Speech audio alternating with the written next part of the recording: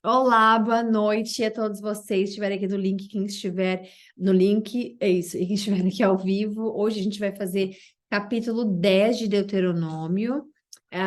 Lembrando que eu já recebi algumas de quem, né, faz de outra forma, ou faz pelo link, ou por e-mail.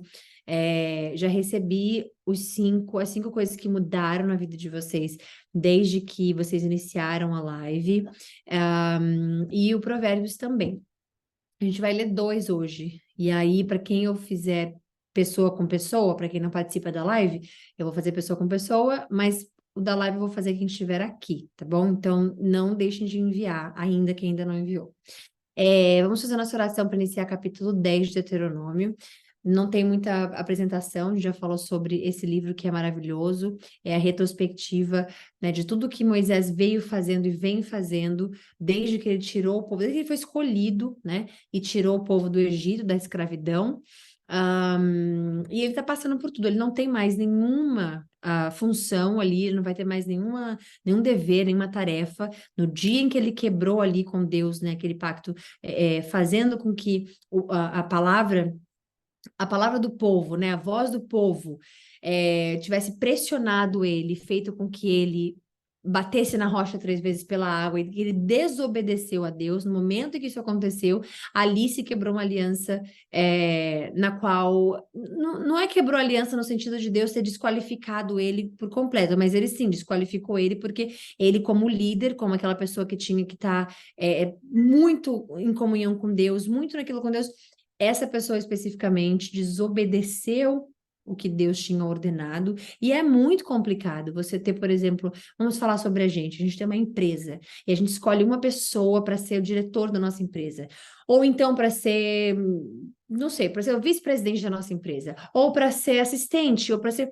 E aí você confia que aquela pessoa vai fazer o cargo dela, né? Você confia que as suas ordens estão sendo levadas e executadas da forma correta, da forma fiel, e aí você tem uma pessoa que faz todo o oposto e bagunça toda a ordem da sua empresa. Agora, imagina que a gente não está falando de empresa, a gente está falando de um povo escolhido para ser o que Deus escolheu eles para serem, para ser o reflexo do que Deus para ser o exemplo daquilo que uma nação obediente e escolhida deveria ser.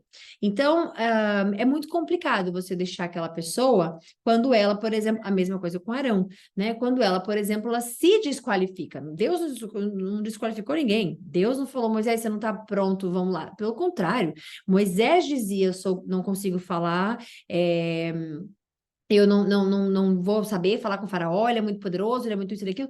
E Deus falou, as suas palavras, as palavras que vão sair da sua boca não vêm de você, vêm de mim. Então vá. E aí ele também hesitou um pouco, e aí o que aconteceu? Chamou o irmão dele. Então o irmão dele, Arão, veio. Então esses líderes, né, essas presenças de líderes na leitura da Bíblia inteira, elas vêm com uma responsabilidade muito grande, né? E a gente sabe disso. Quanto mais é dado, mais é cobrado da pessoa. Isso é bíblico, né? Então, quando a gente tem na nossa leitura, quando a gente está lendo a Bíblia, a gente vê que Deus designou uma pessoa para tal função e aquela pessoa falha naquela função, a gente não tem como olhar para isso como, poxa, mais tadinho, ou mais isso, ou mais aquilo, porque para Deus, né, é preto e branco.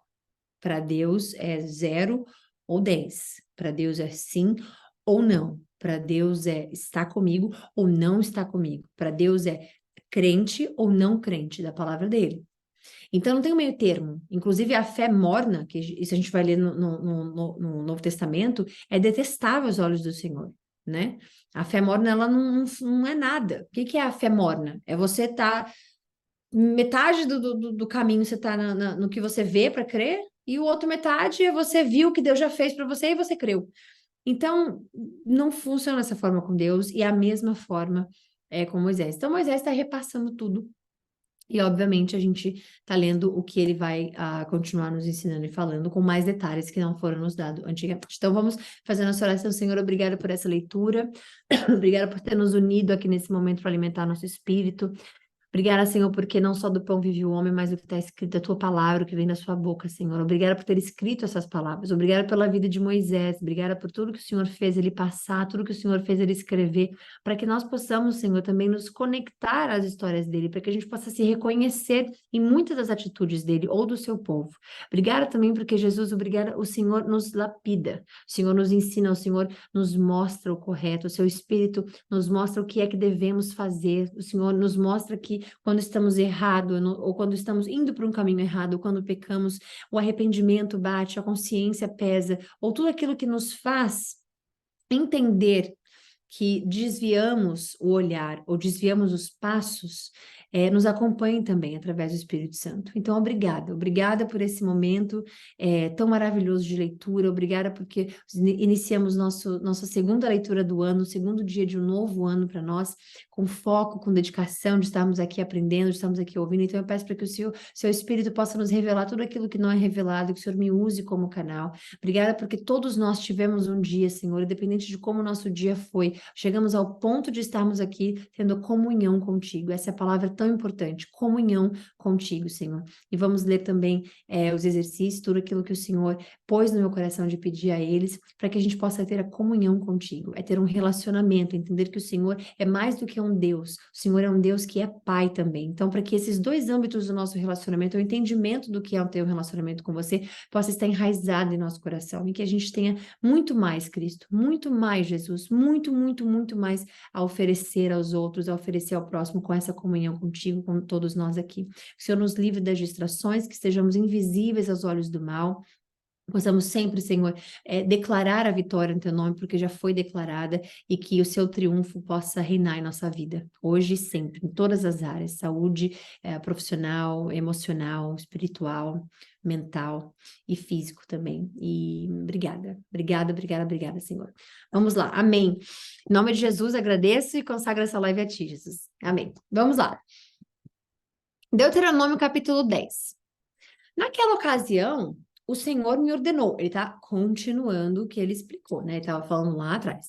Naquela ocasião, o Senhor me ordenou, corte 2 tábuas de pedra. Qual é a ocasião que ele está falando? Tá, o que a gente leu ontem. Então, ele está dizendo, aquela vez que eu estava lá no monte, Deus escreveu com os próprios dedos, os 40 dias que eu fiquei sem comer, os 40 dias que eu fiquei sem beber água, escrevendo para vocês. E aí Deus foi e mandou eles descerem, porque o povo tinha se corrompido, eles são obstinados, e aí Arão fez o ídolo, né, para eles, e tudo mais. Então, Moisés parou ontem nessa parte. Aí hoje ele está falando, naquela ocasião, o Senhor me ordenou, corte 2 tábuas de pedra como as primeiras, porque foram quebradas, né? Se vocês lembram, Moisés com raiva, quando ele olhou aquilo ali, eles fazendo festa, celebrando aquele bezerro que eles tinham feito como ídolo e tudo mais, e Moisés quebrou as tábuas, e aí ele tá na segunda parte de quando Deus viu, obviamente, aquilo ali, e ordenou a ele que cortasse 2 tábuas de pedra como as primeiras, né?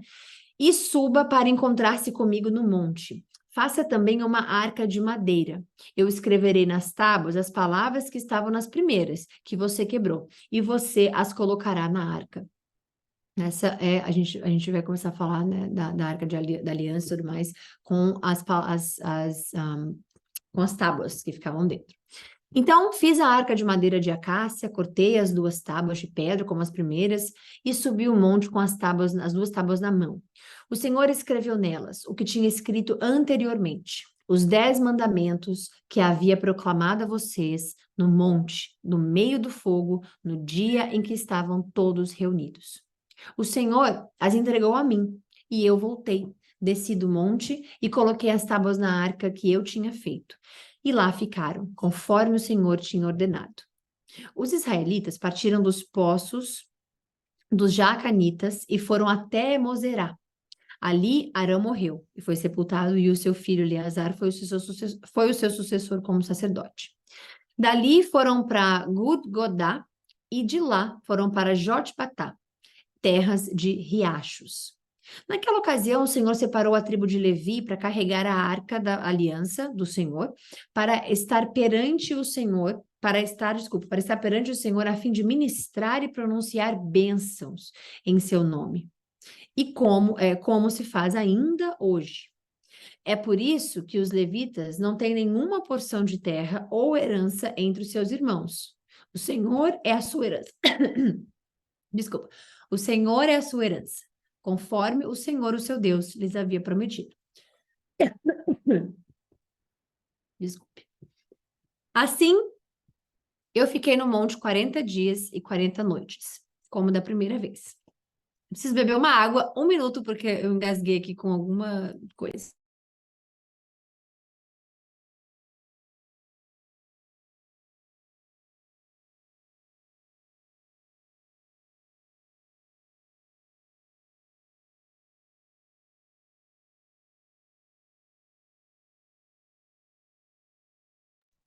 Voltei. Desculpa, fui pegar água. É, havia prometido. Assim, eu fiquei no monte 40 dias e 40 noites, como da primeira vez. E também desta vez, o Senhor me atendeu e não quis destruí-los. Falamos ontem sobre como é que fala? A palavra agora que eu esqueci. A intercessão, né? E falamos da importância da nossa oração, que biblicamente Deus fala que a oração do justo, justificado em Cristo, ela é poderosa e eficaz. Falamos sobre isso ontem. Vá, o Senhor disse, conduza o povo em seu caminho, para que tomem posse da terra que jurei aos seus antepassados que lhes daria. E agora, ó Israel, que é que o Senhor, seu Deus, pede de você, senão que tema o Senhor, o Senhor, o seu Deus, que ande em todos os seus caminhos, que o ame e que sirva ao Senhor, ao seu Deus, de todo o seu coração e de toda a sua alma. O que obedeça aos mandamentos e aos decretos, e que obedeça aos seus mandamentos e os seus decretos, que hoje lhe dou para o seu próprio bem. Engasguei com alguma coisa. Mas se for para distrair a gente aqui, tá declarado em nome de Jesus que não vai. Então, que quer que seja fora. Amém. Ao Senhor, ao seu Deus, pertencem os céus e a terra. Eu vou voltar essa parte aqui. Olha isso, o que ele está falando. O que é que você. Olha, veja bem, o que que o Senhor quer? Isso é muito bom, porque hoje em dia a gente consegue fazer essa mesma pergunta. O que que o Senhor quer de mim? O que que o Senhor quer de mim? O que que o Senhor quer que eu faça? O que que o Senhor quer que... E aqui a gente tem uma resposta, que ela não é só simples, mas ela é perfeita, porque ela tem várias camadas. A primeira delas é que o que que o Senhor quer, senão que você tema o Senhor? Que ande nos seus caminhos, que o ame e sirva o Senhor, o seu Deus, de todo o seu coração, de toda a sua alma. Coisas que a gente já falou em outras lives, acho que no finalzinho do ano passado, 3, 4 lives atrás, a gente nem entende o que é amar e temer a Deus com a nossa alma. A gente nem tem acesso à nossa alma, a gente nunca viu a nossa alma, a gente não sabe o que que é. Então, é um temer e um amar a Ele que a gente nem entende. Que é uma quantidade de amor, é uma forma de amar que vai além do nosso entendimento, muito além do nosso entendimento. E que obedeça aos mandamentos e aos decretos do Senhor que lhe dou, né? E aí vem essa parte que eu acho linda, maravilhosa. Ao Senhor, ao seu Deus, pertencem os céus e até os mais altos céus e a terra e tudo o que nela existe. Gente, quando ele fala tudo, ele está dizendo absolutamente tudo. O meu fone de ouvido está na terra. O meu fone de ouvido não pertence a mim, ele é emprestado a mim. Porque quando eu morrer, eu não vou ter esse fone de ouvido. E esse fone de ouvido não vai me acompanhar. Logo, o que está aqui é de Deus. Então, esse é um tipo de pensamento que ele é profundo, que ele é espiritual. Porque tem pessoas que falam assim, ai, mas que besteira, tipo, um fone de ouvido é de Deus. Ai, tipo, é possível pensar isso. E tá tudo certo. Mas para você ter esse entendimento enraizado na sua alma, no seu espírito, você precisa ver com os olhos espirituais. Portanto, tudo que não for besteira é porque você está vendo com o olho espiritual, seus olhos espirituais. Então, quando você para e fala, esse fone de ouvido realmente, ele não é meu, ele é de Deus, você está entregando a Deus o que está escrito aqui, versículo 14. Então, não é que a gente está, mas que besteira, um fone de ouvido declarando que o fone de ouvido é de Deus, dizendo que o fone de ouvido é. O fone de ouvido pertence a Deus, com os olhos espirituais que você está pronto a ver as coisas, qualquer coisa, né? Quando você vê com os olhos carnais, materiais, né? Você fala, ai, tá bom, fone de ouvido de Deus, tudo é de Deus, tudo. Sim, absolutamente tudo é de Deus. Por que que é importante você entender isso com esse olhar espiritual? Porque daí a terra, na sua visão, ela vai ser só isso aqui. Essa só é a terra está aqui, e você vai entender a soberania de Deus. Você vai entender que tudo que está nessa bola, né? Nessa bola, não sei se você acredita que a Terra é oval, que ela é eu não sei como é que fala, circunferencial, eu não sei como é que é. Então, se você acredita que a Terra é plana, não quer que seja, mas a Terra está aqui. Quando você crê que Deus está acima de tudo e de todos, e quando você fala que esse fone de ouvido, essa coisa pequenininha, esse negócio que não é nada, quando você fala que isso aqui é de Deus, você entende que a gente está dentro de uma bolha e que ele é tão acima, tão maior, tão. E aí você vê o tamanho dele, aí você vê. Você entende ele de forma diferente. Então, é importante os olhos espirituais para essas coisas. Você lê um versículo 14, é isso. Ao Senhor, ao seu Deus, pertencem os céus e até os mais altos dos céus. Nós temos 3 céus, é mais do que um, tem um que a gente vê, tem o outro, tem outro. Então, a gente vai falar sobre isso mais lá na frente, mas ele pertence a Deus. Os mais altos dos céus, que é onde ele está, que ninguém, né, ninguém vai até ele, ninguém tem acesso, vamos a Cristo, obviamente, a terra e tudo o que nela existe. O mar, debaixo do oceano, tudo que nela existe. No entanto, o Senhor se afeiçoou aos seus antepassados e os amou. E a vocês, descendentes deles, escolheu entre todas as nações, como hoje se vê. Sejam fiéis à sua aliança em seus corações. Deixem de ser obstinados, pois o Senhor, o seu Deus, é o Deus dos deuses e soberano dos soberanos. Você vê essa coisa do fone de ouvido que a gente acabou de falar? É essa a importância. É você entender que mesmo que existam deuses criados aqui na Terra, mesmo que existam crenças que creem que existem Deus disso, Deus daquilo, até isso, o Espírito Santo nos levando, até isso aqui, o Espírito Santo nos dando um exemplo desse, consegue nos dizer que mesmo se isso fosse um Deus, o nosso Deus é Deus dos deuses. Então ele está acima. E essas explicações só vêm quando o Espírito Santo nos dá e só vem quando a gente olha com um olhar espiritual. A gente acabou de falar de um exemplo tão bobo, que é um fone de ouvido, mas logo em seguida ele vem com o versículo 17 falando, é o Deus dos deuses. Então, se isso fosse um Deus, se isso fosse uma religião, se isso fosse algo criado por uma pessoa que, né, você ora por esse fone, se isso fosse, nesse momento você teria a resposta de que nosso Deus, ele é acima desse Deus. Não importa se isso aqui te deu um milagre, porque não é isso aqui que te dá um milagre, mas independente, né? Qual foi a força que te deu o milagre? Deus, ele é Deus de todos e tudo que está nessa terra.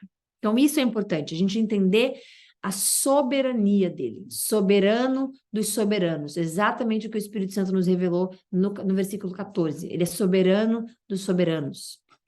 Ele defende a causa do órfão e da viúva e ama o estrangeiro, dando-lhe alimento e roupa. Isso aqui isso aqui é Deus falando que não importa se você de onde você vem, o que você é, ele ama o estrangeiro de outra terra, de outro lugar, de outro povo, ele ama, né? Então, é importante a gente entender que Deus ama, Deus sim é amor, Deus sim é justiça, Deus sim é, né? Mas o amor é Deus, é enraizado em Deus. Não tem como você olhar para Deus sem o amor, né? E ele dá roupa e alimento para quem é estrangeiro também. O que Deus pede é o temor, a obediência, né? E isso é outra história. O que ele pede é crer nele. E isso, obviamente, vem Cristo e vem tudo mais. Então, é lindo, eu acho linda essa parte. Amem os estrangeiros, porque eles não podem se sentir mais especiais a ponto de que eles não aceitem as pessoas. Eles não podem ser, nós somos o povo escolhido, né? E isso acontece até hoje, viu? Até hoje existem muitos judeus que têm um ar soberano muito grande, que é um pouco perigoso, porque a gente vive, né, no momento em que a gente tem Cristo, a gente não vive mais sem Cristo. Então, você excluir pessoas de ter acesso a Deus, ou crer que só o seu Deus, né, o Deus específico aqui, ele não acessa outras pessoas, é perigoso quando a própria palavra dele diz: amem os estrangeiros, pois vocês mesmos foram estrangeiros no Egito. Então, Deus ainda colocou eles numa situação em que eles também eram os de fora, né? E Deus, obviamente, inclui, Deus mostra, Deus fala, né? Temam o Senhor, o seu Deus, e sirvam-no. Apeguem-se a Ele. A gente se apega a tanta coisa, tantas pessoas, tantos animais, e Deus fala: apeguem-se a Ele, através de Moisés. Apeguem-se a Deus. Se tem alguém que você põe na sua vida, se tem alguém que você põe na sua história, na frente de. Apeguem-se a Deus, assim como você apega ao seu cachorro, ao seu gato, ao seu pet, ao seu filho, à sua filha, ao seu neto, sua neta, seu irmão, sua irmã, sua sobrinha. Apeguem-se a Ele. Tenham Deus assim como absolutamente tudo na sua vida. Seus juramentos, desculpa, apeguem-se a Ele e façam os seus juramentos somente em nome dEle, porque a gente não pode jurar absolutamente por nada. Eu juro por esse fone. E aí, 20 minutos depois eu perco esse fone, porque Deus, pelo menos comigo, ele é exatamente assim. Eu juro por esse fone, depois eu perco o fone. Aí, qual foi a promessa? O que eu jurei? Eu fiz o quê? Então, não é seu para jurar nada aqui. Então, o nome de Deus é aquilo que a gente pode, obviamente, fazer. Não jurar por ele, obviamente, né? Mas ele está falando dos seus juramentos de compromisso com Deus. De você fazer juramento de ter a comunhão com Deus, né? E somente em nome dele. Seja ele o motivo do seu louvor. Pois isso aqui é a resposta para outras religiões que temos por aí afora, que quando as pessoas perguntam, falam sobre, mas aí eu creio nisso também, eu creio naquilo também, mas eu também faço oração para aquilo também funciona. Eu também faço isso e aquilo também funciona. Veja, seja ele o motivo do seu louvor, pois ele é o seu Deus. Porque vocês fez aquelas grandes e temíveis maravilhas que vocês viram com os seus próprios olhos. Os seus antepassados que desceram ao Egito eram 70 ao todo. Mas agora o seu Deus os tornou tão numerosos quanto as estrelas do céu. Amém. Glória a Deus, Senhor, por isso. Bom, é isso. Finalizamos a live aqui hoje. Eu vou parar a gravação.